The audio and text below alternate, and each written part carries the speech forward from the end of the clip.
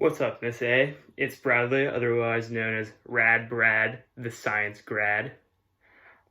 Here, talk about some acids and bases in a two-part video. This is part one, so I say enough talking, let's do it. So first, I'm going to start with talking about some properties of acids and bases. But first, let's look at an acid-base neutralization reaction, so I can show you what I mean. For example, let's take the reaction of hydrochloric acid with sodium hydroxide to form salt and water.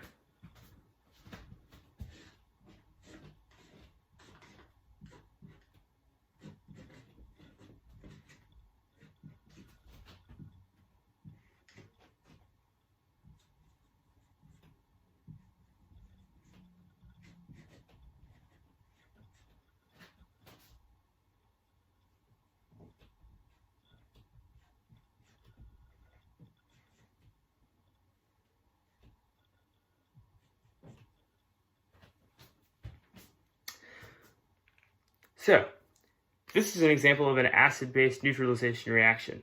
We have an acid and hydrochloric acid reacting with a base and sodium hydroxide.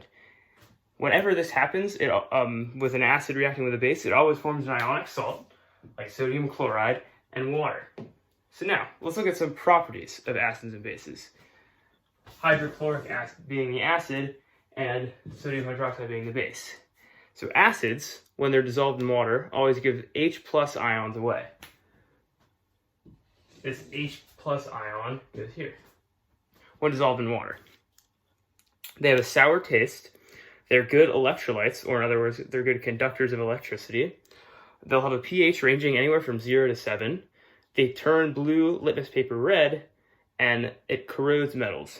Bases, on the other hand, give hydroxide ions when they're dissolved in water. This hydroxide ion was given up, and it bonded with an H plus ion to form water.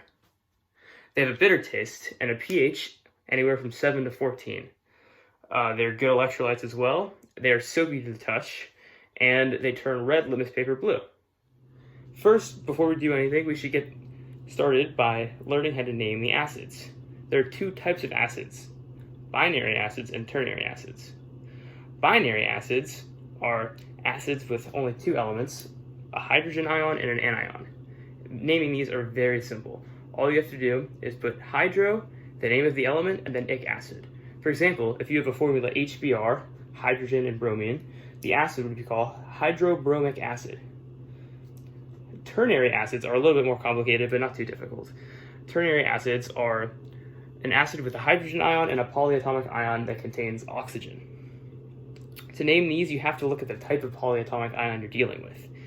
If it's a polyatomic ion that ends in the suffix ate, then you have to use ic acid. For example, if you have HNO3, which we know is nitric acid, that's how you name it, is nitric acid because it ends in ate, the polyatomic ion nitrate. But on the other hand, if you have a polyatomic ion that ends in the suffix ite, like O2 minus, for example, NO2 minus, for example, you have nitrous acid. OUS is the suffix that you need to use instead of IC. So naming those are also very simple. It all depends on the suffix that you use for the polyatomic ion, and be careful not to use hydro if it's a ternary acid. That's only for binary. Now there are three important theories of acids that I would like to talk about.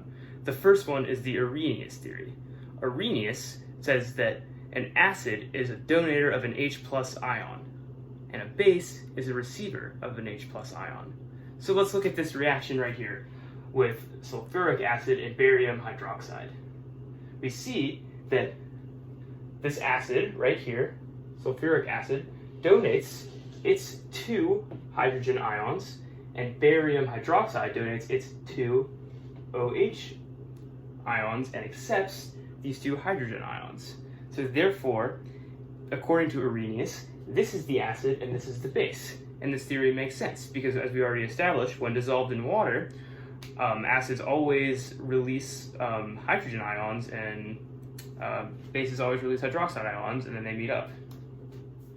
The next theory I'd like to talk about is the Bronsted-Lowry theory.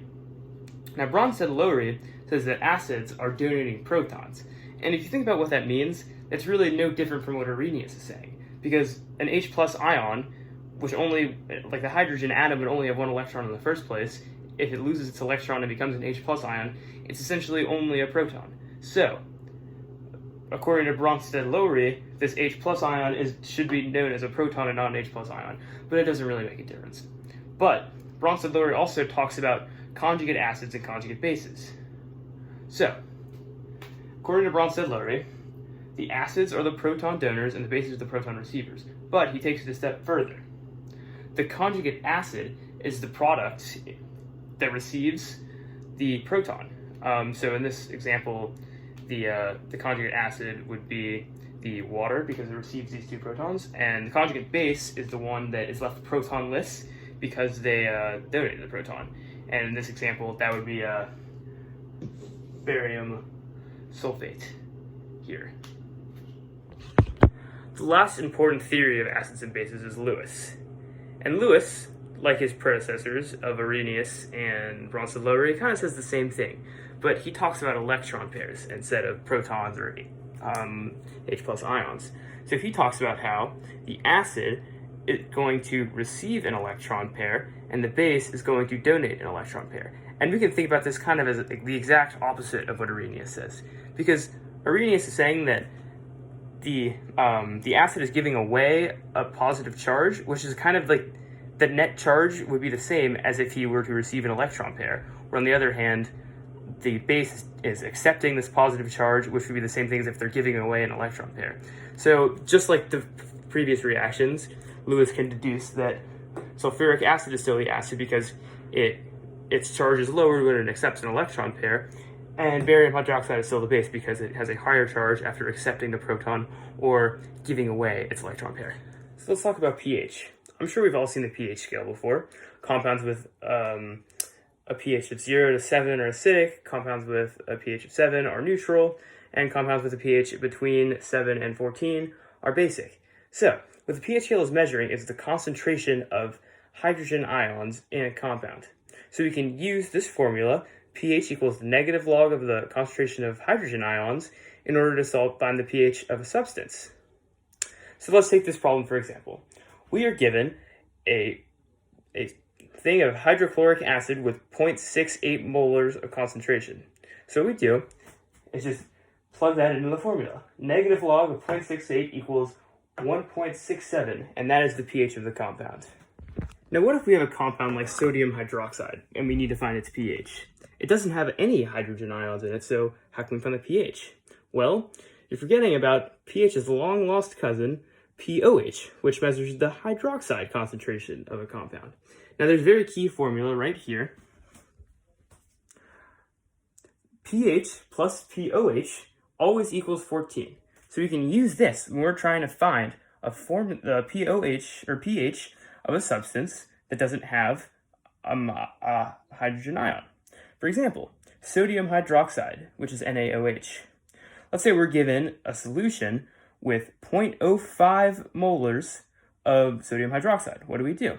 Well, first, we find the pOH, which we take the negative log of 0.05 to get 1.3. Next, we use this formula here and we manipulate it for the pH. Subtract 1.3 from 14 to get a pH of 12.7. That's how you solve pH of the bases. Now, when given the concentration of hydrogen ions, we can find the pH of a substance. But what if we know the pH and we want to find the concentration of hydrogen ions? Well, there's a simple formula.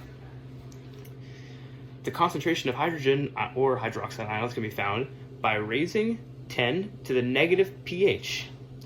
For example, if we know we have a substance of pH of 5.78 and we want to find the H plus concentration, we just raise 10 to the negative 5.78 and get 1.666 times 10 to the negative 6 molybdenum cubed. And that's our concentration of H plus. That easy. So now, to talk about when acids and bases dissolve in water, it's important to make a distinction. A strong acid or a strong base is a substance that fully dissociates when placed in water. In layman's terms, that means all of the substance completely dissolves. There are only a select few strong acids and bases, so they're worth memorizing. So I'll read them to you here. The strong acids are hydrochloric acid, hydrobromic acid, hydroiodic acid, nitric acid, sulfuric acid, and perchloric acid.